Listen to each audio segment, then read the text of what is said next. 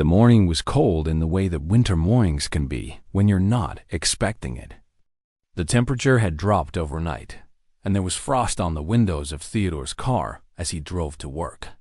He'd left his house at 6 in the morning like he always did, wanting to get to the office early to review reports before meetings started. He was the CEO of a major healthcare company, and his days were usually scheduled down to the minute. There was no room for deviation, no time for anything unplanned. Theodore was in his 50s now, successful beyond what he'd ever imagined as a young man. He'd grown up poor, worked his way through school, built himself into something. He had a comfortable house, a good marriage, 2 adult children who were doing well. He'd made it. He was living the life that he dreamed about when he was struggling. But somewhere along the way, he'd stopped seeing people. He'd stopped noticing the world outside his own carefully managed life. He went to work, he came home, he attended events. He made decisions that affected thousands of people, but he did it all from a distance.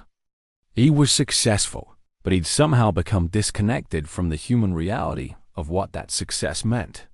The bus stop was on his route to work, a few blocks from his office. He passed it every morning without really thinking about it. But this morning, something made him actually look at it. There was a girl standing there alone.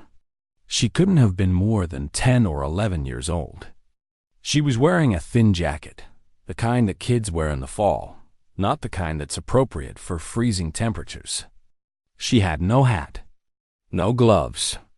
A breath was visible in the cold air, little puffs of white that came faster than they should have, like she was hyperventilating or terrified or both. Theodore slowed down without meaning to. He looked at the girl more carefully. She was small, with dark skin and hair that was pulled back in a messy bun. She looked like she'd gotten dressed in the dark. She looked like she was shaking. He kept driving. That was the sensible thing to do. He didn't know her. It wasn't his business. She probably had parents somewhere who knew where she was. Probably she was just waiting for the school bus, but something wouldn't let him. Just drive past.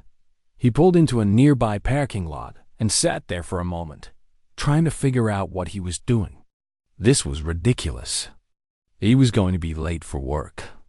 He had meetings. He had responsibilities. He couldn't just stop his entire day because he was concerned about a girl at a bus stop.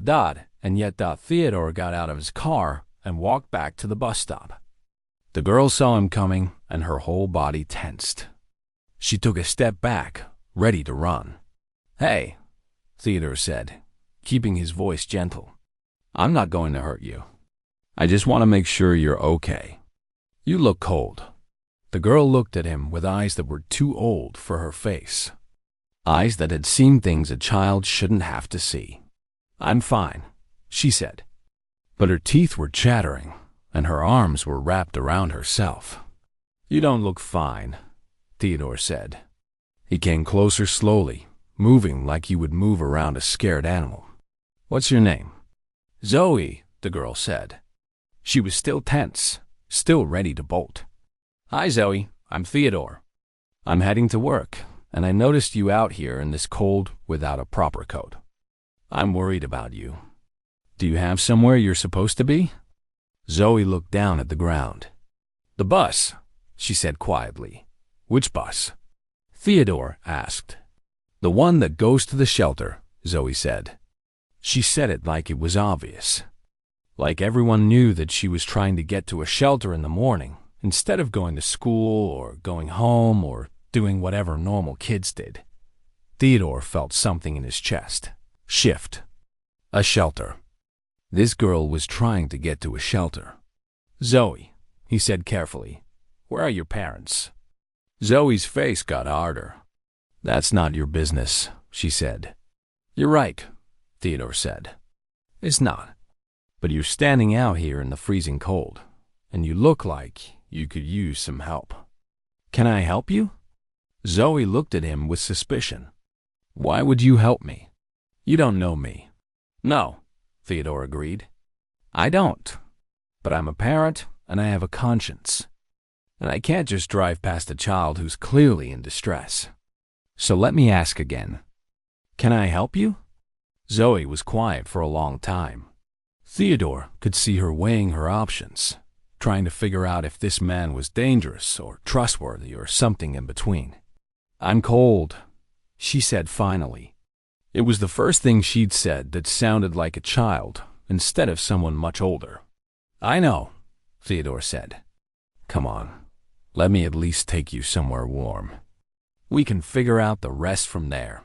He expected her to refuse. He expected her to run. But instead, she just nodded and followed him to his car. In the car, Theodore turned up the heat and handed Zoe the blanket that he always kept in the back seat. She wrapped it around herself and sat shaking for a while. Where are we going? She asked finally. My house, Theodore said. It's not far from here. We can get you warm, get you something to eat, and then figure out what's happening. Is that okay? Zoe nodded. She didn't seem to have the energy to argue. When they got to his house, Theodore used his key to open the door.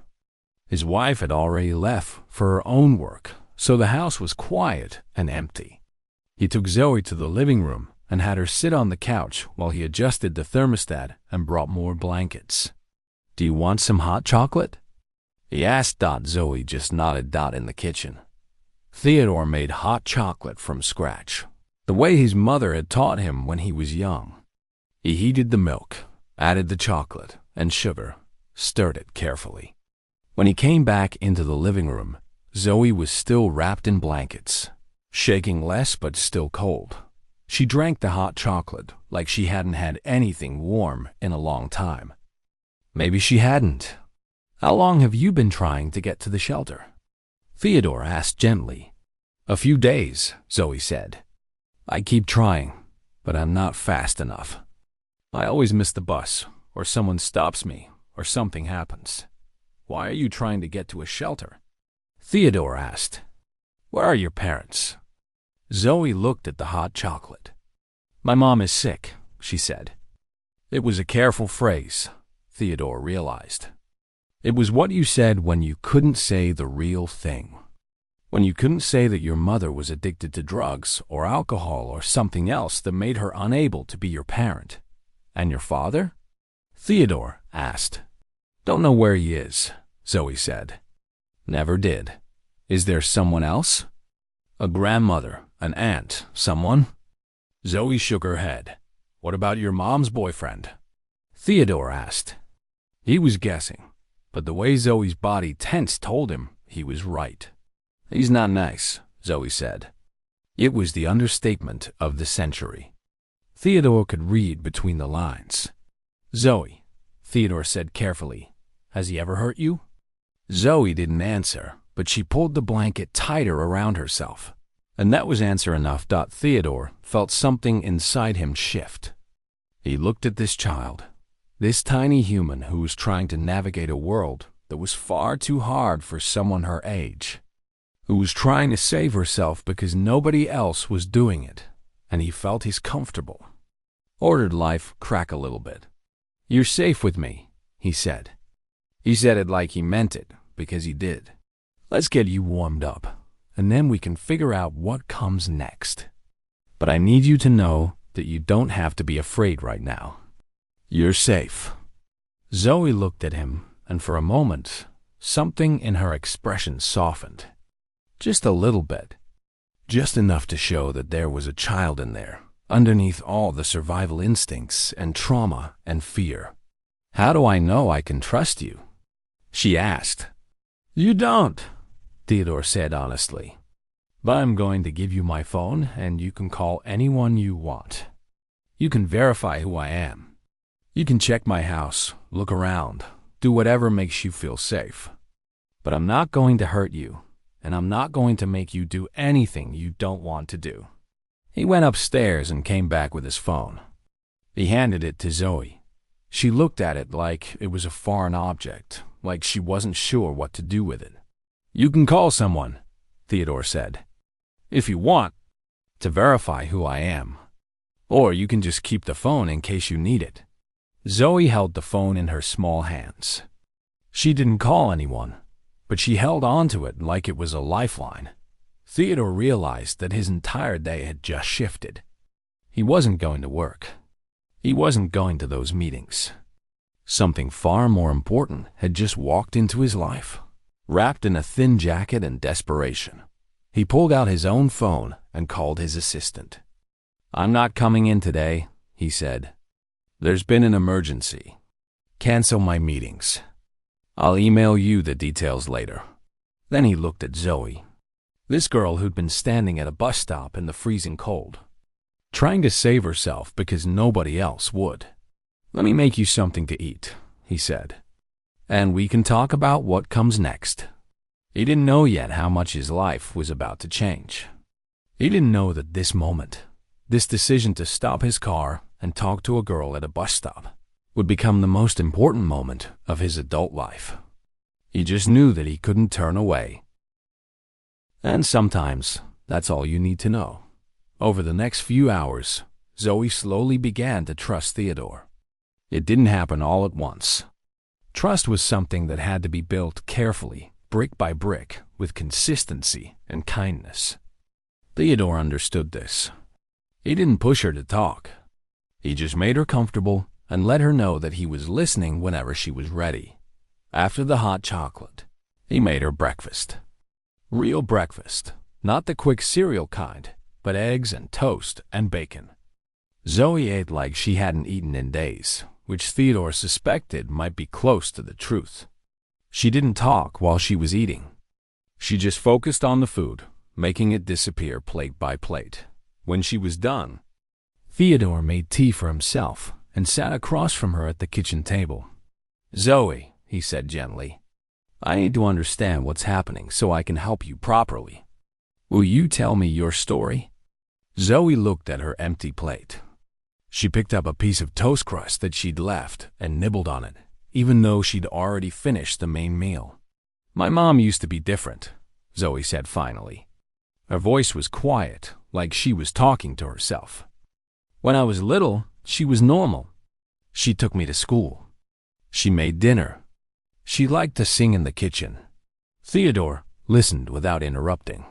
"But then my dad left, and she got sad," Zoe continued. "At first, it was just sad. Like, she'd cry a lot. But then, it became something else. She started using pills. And then other stuff. I don't know exactly what, but it made her not care about anything." She paused and looked down at her hands. "Then she met David," Zoe said. "He seemed nice at first. He brought flowers. He was funny. He made her laugh.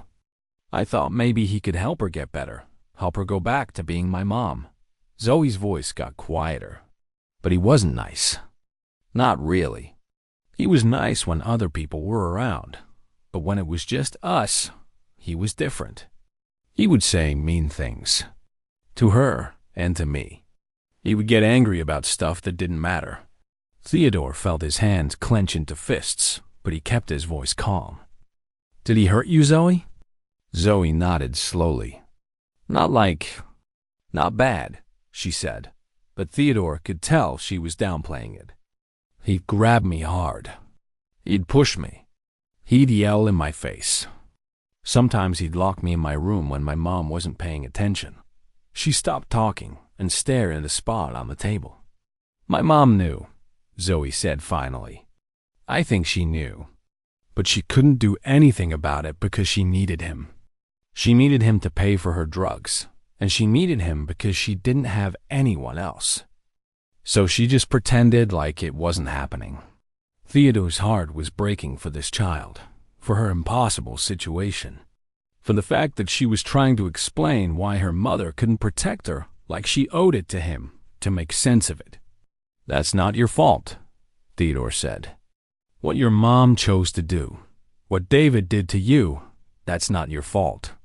"I know," Zoe said, and there was something almost hard in her voice. "But that doesn't change anything. It doesn't make it stop." "Tell me about the shelter," Theodore said. "How did you find out about it?" "There's a counselor at school," Zoe said. Her name is Mrs. Chun. She noticed that I was coming to school with bruises. She talked to me about it, and she told me about the shelter. She said that if I needed to get away, there was a place I could go. She gave me the address and told me about the bus route. As Mrs. Chun reported this, Theodore asked, "Has anyone called social services?"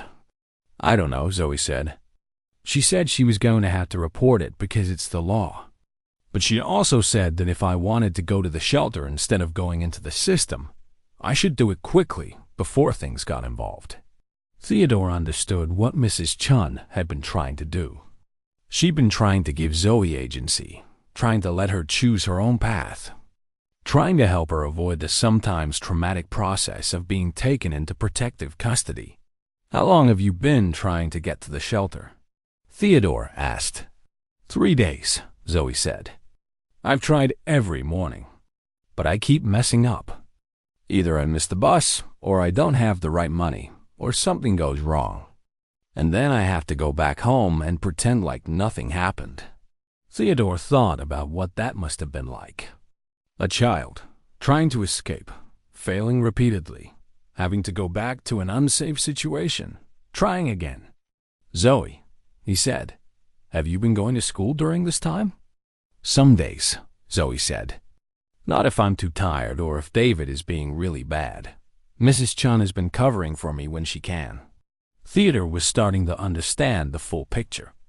Zoe had been trying to save herself for days while continuing to show up to school, while dealing with a home situation that was progressively worse, while managing a situation that would break most adults. "What would happen if you did make it to the shelter?" Theodore asked. "Do you understand what would happen next?" "They said I'd be safe," Zoe said. "They said I could sleep there and eat there and go to school from there. They said a social worker would help me figure out what happens with my mom." "And do you want that?" Theodore asked. "Do you want to go to the shelter?" Zoe was quiet for a long time. "I don't want to stay at home," she said finally. "But I also don't want my mom to get in trouble. I don't want to ruin her life." Theodore felt tears starting, but he held them back. This child was worried about ruining her mother's life when her mother had already failed to protect her. The burden she was carrying was too much for someone her age. "Zoe," he said carefully, "your mother's choices are not your responsibility. Your job is to be safe. That's it. You're not responsible for protecting her or fixing her. You're just a kid." "I know," Zoe said, but she didn't sound convinced. "Listen," Theodore said, "I need to call someone. I need to call the school and talk to Mrs. Chun. I need to understand your situation better so I can help you. Is that okay?" Zoe nodded. Theodore called the school and asked for Mrs. Chun. When she came on the line, Theodore identified himself and explained that he had Zoe and that she needed help. There was a moment of silence on the other end, and then Mrs. Chun asked to speak to Zoe. Theodore handed Zoe the phone. He watched as she talked to Mrs. Chun, as her body language shifted, as she began to cry silently while explaining that she was safe, that a man had picked her up at the bus stop, that she was at his house. When she handed the phone back, Mrs. Chun had more information for Theodore. She confirmed Zoe's story. She told him about the bruises, the behavioral changes, her concerns about the home situation. She told him that she was grateful he'd gotten Zoe to safety, that she was going to be calling social services to make a formal report, and that the process would probably move quickly. "What should I do?" Theodore asked. "Should I take her to the shelter?" "Let's talk about that," Mrs. Chun said. "First, I want to come meet you and verify that Zoe is actually safe. Then, we can figure out the best path forward." Mrs. Chun showed up at Theodore's house about an hour later. She was a woman in her 40s with kind eyes and a purposeful walk. She hugged Zoe when she saw her, and Theodore could see Zoe's body relax into that hug in a way it hadn't with him yet. "Thank you for getting her to safety," Mrs. Chun said to Theodore. "You probably saved her life." Over the next hours, Theodore Mrs. Chen and Zoe talked through options. They talked about the shelter. They talked about the foster care system. They talked about what would happen to Zoe's mother. Mrs. Chen explained that because Zoe was a minor in danger, social services would have to be involved. But that didn't necessarily mean Zoe had to go into an institutional shelter. What if she could stay somewhere safe while the investigation happens? Mrs. Chen asked Theodore, "Would you be willing to be a temporary foster placement while we get the paperwork started?" Theodore looked at Zoe, at this girl who'd been trying to save herself, who'd been carrying far too much for far too long. "Yes," he said without hesitation. "She can stay here as long as she needs to." Zoe's eyes widened. "Really?" she asked. "Really," Theodore said. "You're safe now. You don't have to figure this out alone anymore." Something shifted in Zoe's face. For the first time since Theodore had met her, she looked like a child instead of a small adult. She looked scared, but she also looked like someone who might finally be able to rest. Mrs. Chen spent the rest of the day helping Theodore understand what needed to happen next. She helped him fill out forms. She explained the process. She arranged for a social worker to come to the house the next day to do a home visit and begin the formal investigation. Before she left, Mrs. Chen pulled Theodore aside. "What you're doing is important," she said. "A lot of adults would have just driven past this morning. A lot of people would have called 911 and let the system handle it. But you stopped. You cared. You're giving this girl something most kids in her situation never get: a stable adult who's choosing to be there."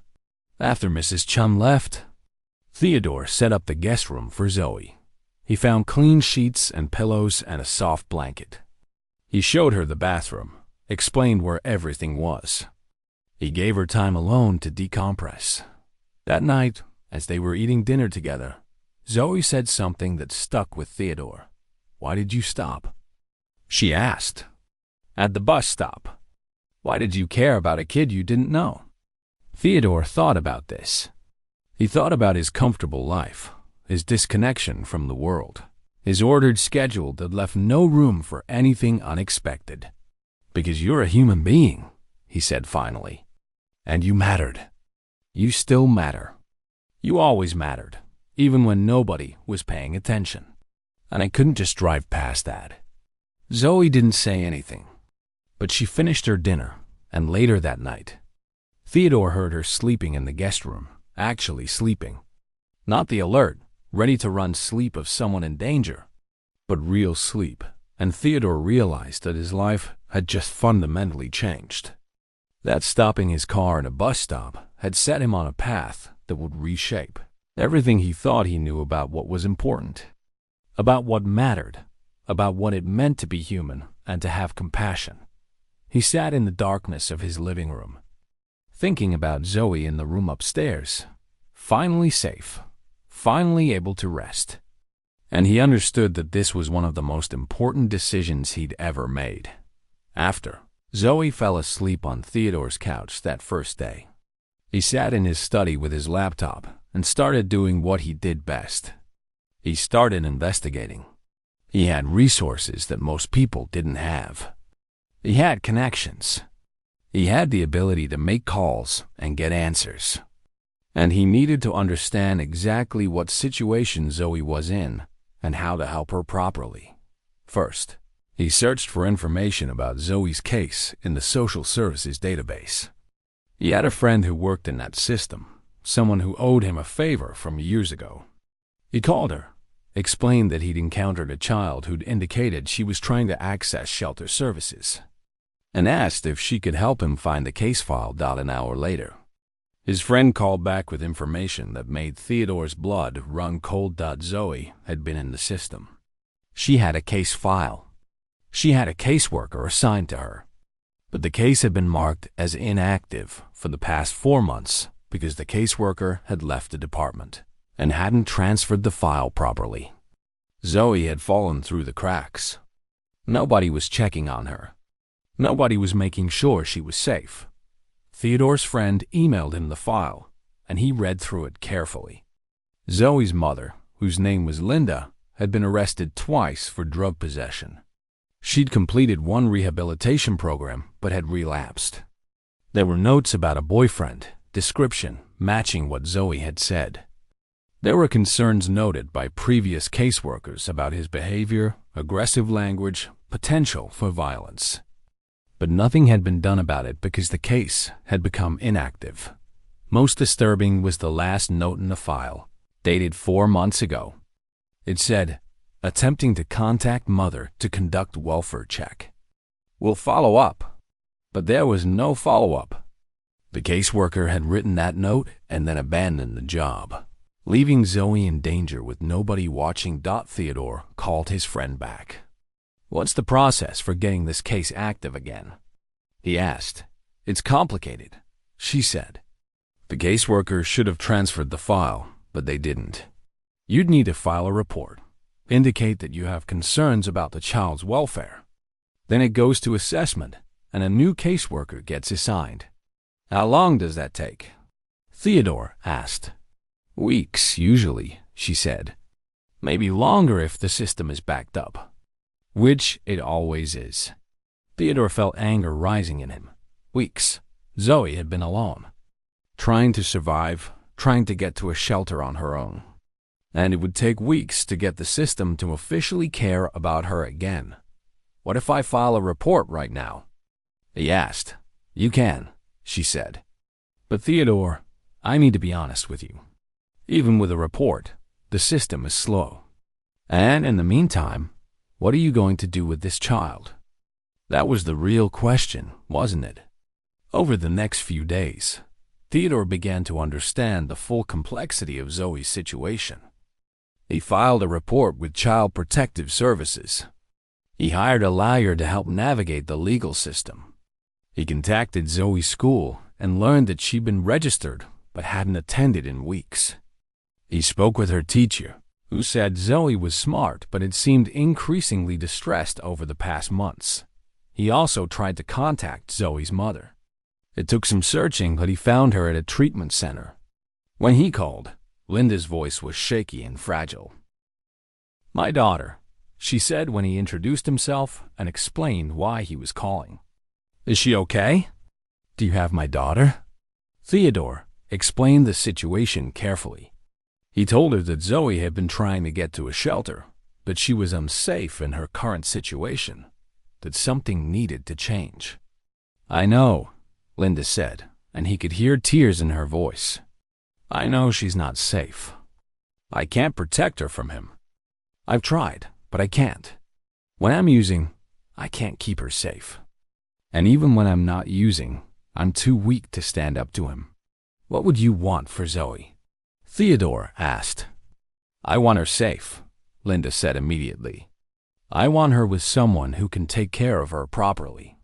Someone who loves her. I want her to go to school and have a normal life. I want her to have a chance that I didn't have. If I try to become her legal guardian," Theodore said carefully, "would you cooperate with that?" There was a long silence on the other end of the line. "You'd do that?" Linda asked. "You'd take my daughter?" "I would," Theodore said. "I already care about her. I want to help her. I want to help, but I need to do this the right way, legally, so that she's truly protected." "Yes," Linda said. "Yes, please. Please do that. Please keep her safe." Theodore got off the phone and sat in his study, processing the conversation. Zoe's mother was broken, struggling, but she loved her daughter enough to let her go. That kind of love deserved respect. Over the next few weeks, Theodore worked with his lawyer to understand the process of becoming Zoe's legal guardian. It was complicated. He had to prove that he was a fit guardian. He had to go through background checks. He had to work with the social services department to ensure that Zoe's biological mother was in agreement and had voluntarily relinquished custody. He also had to have a conversation with Zoe about what was happening They were sitting in his kitchen one afternoon. Theodore had picked her up from school, and she was doing her homework at the table while he made dinner. He decided it was time to tell her what he was doing. "Zoe," he said, "I've been looking into your situation, and I've been talking to your mom and to some lawyers. I want to ask you something, and I need you to be honest with me." Zoe looked up from her math homework. "If there was a way for you to stay with me, legally, so that you didn't have to go back to your mom's house or the shelter, would you want that?" He asked. Zoe's pencil froze. "What do you mean?" she asked carefully. "I mean, I'm trying to become your legal guardian," Theodore said. "It's a legal process where I would be responsible for you and you would live with me. Your mom has agreed to this. It would mean you'd have a safe home, you'd go to school, you'd have stability. But it's only if you want it. This has to be your choice." Zoe set down her pencil slowly. She looked at Theodore with an expression that was hard to read. "Why would you do that?" she asked. "You don't even know me." "I know you better than you think," Theodore said. "I know that you're brave.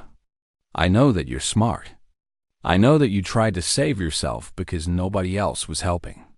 And I know that you deserve to have someone in your life who puts you first. Someone who makes sure you're safe.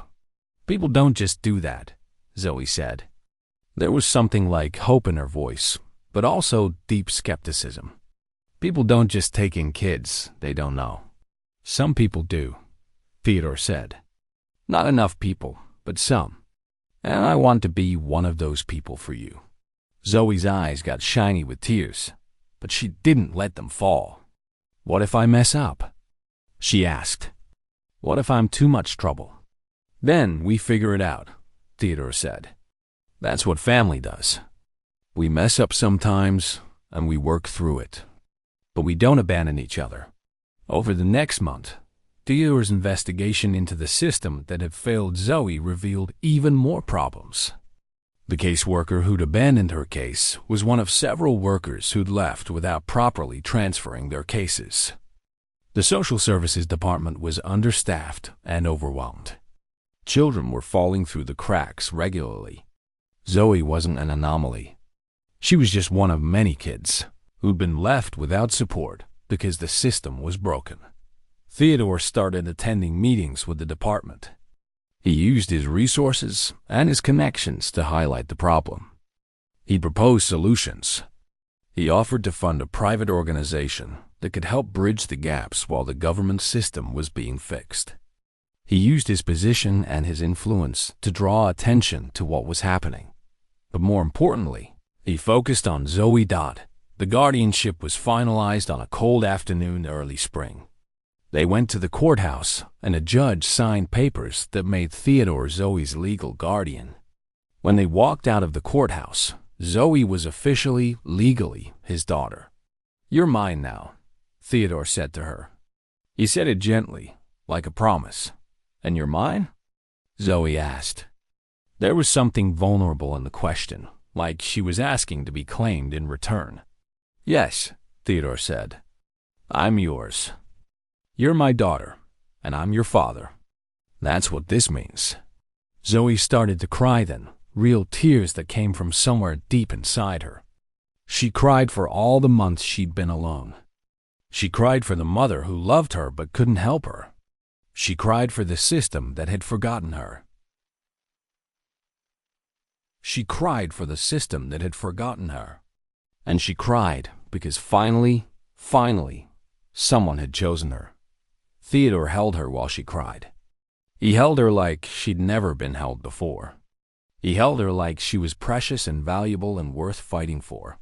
Later that evening, when they got home, Theodore called a family meeting.